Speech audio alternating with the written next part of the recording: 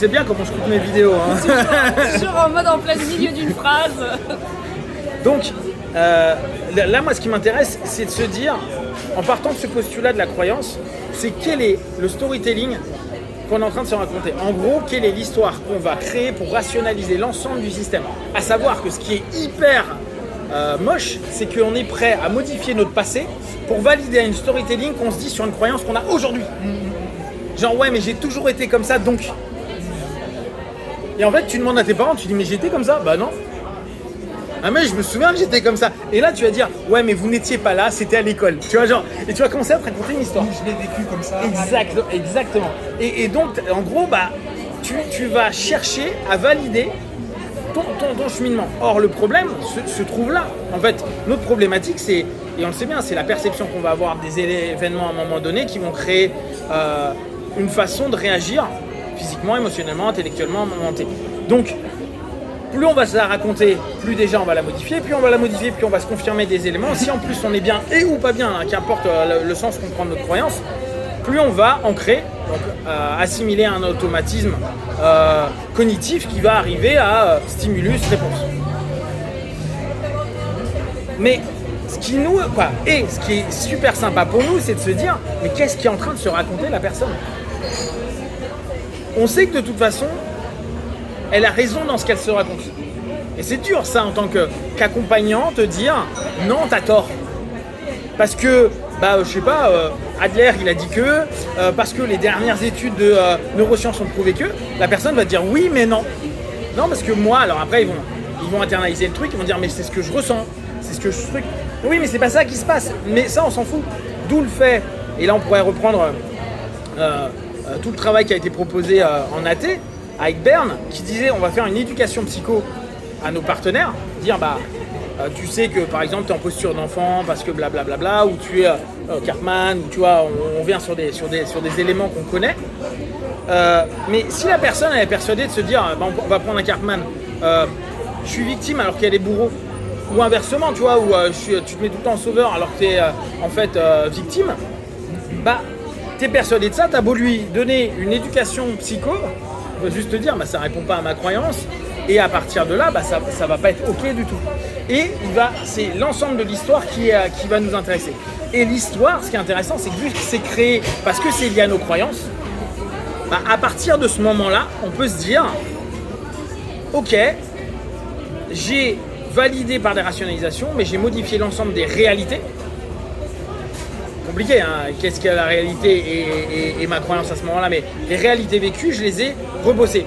Je rappelle, à chaque fois qu'on a un souvenir, on le retravaille, à chaque fois. Donc si on le rationalise, c'est moche. Mais ça veut dire que nous, ça nous laisse une super porte. Parce que si on arrive à trouver, et c'est ce que je proposais sur une des vidéos la semaine dernière où je disais, un des points clés, c'est de trouver le doute. Parce que dans un storytelling que tu as raconté, vu que tu te l'as raconté que c'est pas la réalité, mais que c'est quelque chose qui doit confirmer ce que tu veux, il y a automatiquement de la merde. Ça peut pas être purement à 200% ultra rationnel. Il y a toujours un moment où tu dis mais attends, tout à l'heure tu m'as dit ça, mais tu me dis ça. Et c'est là où nous, le cœur de l'accompagnement, trouver les paradoxes et les injonctions contradictoires, c'est ça qu'on fait. On va dans le storytelling de la personne, on l'écoute, et on se dit il a raison parce que c'est ce qu'il pense, ce qu'il voit, ce qu'il ressent, ce qu'il a. Mais dedans, il y a des trucs qui sont pas cohérents. Et c'est parce que c'est pas cohérent que d'ailleurs ils le sentent. D'ailleurs quand tu dis dessus, tu as les fuites, les évitements, les le je sais pas, il se passe rien, je suis dans le vide, gna gna gna. Tu te dis c'est normal, là ton cerveau il est en train de dire trouve une réponse, trouve. Et t'as intéressant pour nous, quand il est en train de faire ça, c'est quoi? C'est confusion, saturation, déstabilisation, si on reprend la notion que j'aime bien de Zeg, tu déstabilises. Et à ce moment-là, qu'est-ce qui est intéressant, c'est que nous on continue à parler. Pourquoi? Parce que là, on est dans le rapport de suggestion. Et vu que le cerveau est en train de chercher une réponse, vous rationalisez l'ensemble du processus de l'histoire qu'il est en train de se raconter dans l'injonction contradictoire, avec des hypothèses qui peuvent devenir des suggestions. Parce que si une hypothèse, ça reste une hypothèse. Mais la personne, vu qu'elle cherche une réponse, elle va te dire mais c'est exactement ça. Et recréer une storytelling, mais par rapport au travers de quelque chose. Parce que le bug, rupture de pattern, va emmener à. Et ce qui nous intéresse, c'est aller chercher ça. Pour que la personne, parce que n'oubliez pas, une suggestion pour qu'elle fonctionne, il faut qu'elle soit crue par la personne. Sauf que pour qu'elle soit crue par la personne, il faut que ça réponde à l'histoire qui s'est racontée. Si tu lui dis d'un coup, non mais espèce de merde, c'est pas vrai, alors ça marche aussi, hein, mais c'est un peu plus abrupt et il faut quand même un certain truc. C'est pour ça qu'en provocatif d'ailleurs, c'est beaucoup d'humour. Parce qu'en fait, tu es en train de rire avec l'histoire de la personne rit de son histoire, elle se rend compte qu'il y a un bug, elle rit de ça, et tu vas commencer à expliquer pourquoi elle rit de ça en donnant des suggestions de réponses et donc des ressources potentielles sur ce qu'elle peut en faire, et donc elle va acheter certainement quelque chose qui va dire en fait c'était marrant, mais t'as peut-être raison là-dessus. Le peut-être raison, ça veut dire doute, ça veut dire tu lui proposes de morpher l'histoire qu'elle est en train de se raconter, et ce qui est amusant, c'est ce que ça peut donner avec les fameux moments où je reprends par exemple le storytelling que j'avais raconté à mon père par rapport à son cancer et par rapport au rayon. Et l'histoire que j'ai inventée, ça a été, les rayons ça brûle, on sait bien, tu tapes 31 séances, ça brûle beaucoup, tu vois. Sauf que le storytelling, c'est non, t'es quelqu'un qui tient au soleil. Pendant des années, tu faisais la flaque au soleil. Oui, non, oui. Réalité, qui l'a ramené, ce qui fait qu'il a eu peu, il n'en a pas eu ce coup-ci, mais il y a l'assimilation de son histoire à partir du moment où tu as fait bugger. D'habitude, ça ramène des effets secondaires parce que, bien sûr, le radiothérapeute, ce qu'il disait, il disait faut vous préparer à avoir la gorge sèche, d'avoir des trucs, etc. Donc ça, c'est le storytelling qui s'auto-valide. En plus, figure d'autorité. Mon père étant très confiant dans le staff médical, il est OK. Donc pour modifier ça, il faut juste le ramener sur un bug qu'il y a. OK, mais tu brûleras pas forcément vu que ton corps ne brûlait pas au soleil. Rien à voir. Sauf que le lien de cause à effet dans le bug, ça permet d'insérer l'idée. Et parce qu'il y croit, parce qu'il l'a vécu, il se crée un storytelling. Ce qui fait qu'X mois plus tard, il a l'idée de dire, quand il en parle à son thérapeute, celle qui gérait tout le truc, il dit oui mais c'est normal que je n'ai rien eu parce que je suis quelqu'un qui intègre bien les UV. Oui, c'est des rayons. Mais à tel point que c'est lui qui sort le discours. Et il est persuadé que c'est lui qui l'a créé. Parce qu'on fait que ça à longueur de temps. Quand on invalide, par exemple, on a une grosse croyance aujourd'hui. Ce qui est drôle, c'est de se dire, aujourd'hui on a plein de croyances, et on tente de les noter et on en reparle dans 1 an, 2 ans, 5 ans. En voyant notre maturité et tout. Et en fait, tu vas voir comment on va expliquer le fait qu'on croyait ça. Oui, mais c'était normal à l'époque, je manquais de maturité. C'est quoi cette rationalisation de merde? C'est juste, tu y as cru. Tu as écrit une histoire, ton histoire, tu y as adhéré, et tu as en plus confiant. Et ça se trouve, il y a 20 000 personnes qui ont dit, mais non, c'est complètement con ce que tu dis. Et tu fais, ouais, mais t'es pas moi, tu peux pas savoir, je suis différent.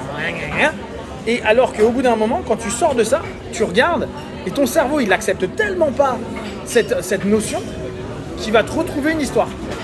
Biais cognitif, on est constamment dessus. En fait, notre jeu à nous, c'est de jouer avec nos bugs. Et vu que notre cerveau, il fait que bugger, parce qu'il ne maîtrise absolument pas tout, dès qu'on a un paradoxe, dès qu'on a une injonction contradictoire, dès qu'on a justement ce truc où la personne est en train de chercher une histoire, ou dès que la personne va commencer tu pointes un truc et il dit « Oui, non mais attends, mais je t'ai pas raconté. » De quoi tu parles? Je te demande une réponse sur 3 mots. Là, tu es en train de me parler de ton chat, ta grand-mère, je m'en fous. Mais la personne, son cerveau, pendant ce temps-là, il se dit « Il faut que je trouve une solution pour l'emmener sur mon terrain de jeu. » Parce que sinon, il va déstructurer. Le problème qu'on a, c'est que parfois, moi pour l'avoir testé, on déstructure trop. C'est-à-dire qu'on amène la personne dans un bug, puis on l'enchaîne dans une série de bugs. Et là, on est en 404, tu vois. La personne est en bleu, et elle comprend plus rien. Et l'erreur 404, elle est compliquée pour la personne, tu vois. Et tout ce que tu dis ne rentre plus. Ça a frisé complètement. Et tout ce que tu fais ne fonctionne plus. Donc, la complexité qu'on a, c'est d'aller travailler sur le moment où il y a une brèche, le cerveau cherche. Donc, on vient en fait, principe de base de l'hypnose, je te fais un pattern, où je découvre ton pattern.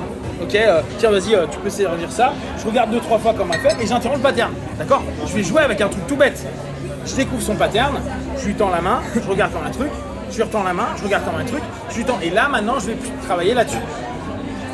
Ce qui va m'intéresser, c'est la même chose. C'est comment elle joue son pattern pour avoir la rythmique, pour lui interrompre truc, vraiment le couper et lui proposer directement une suggestion qui sera d'or, blablabla, ou qu'importe. Mais nous, ce qui nous intéresse d'un point de vue accompagnement, c'est de dire, à ce moment-là, tu as ce bug et je te propose ça. Et l'idée, et c'est là où, qu'importe que ta suggestion soit directe et ou indirecte, ce qui est intéressant, c'est de commencer d'emmener le partenaire à lui dire mais c'est une hypothèse, fini.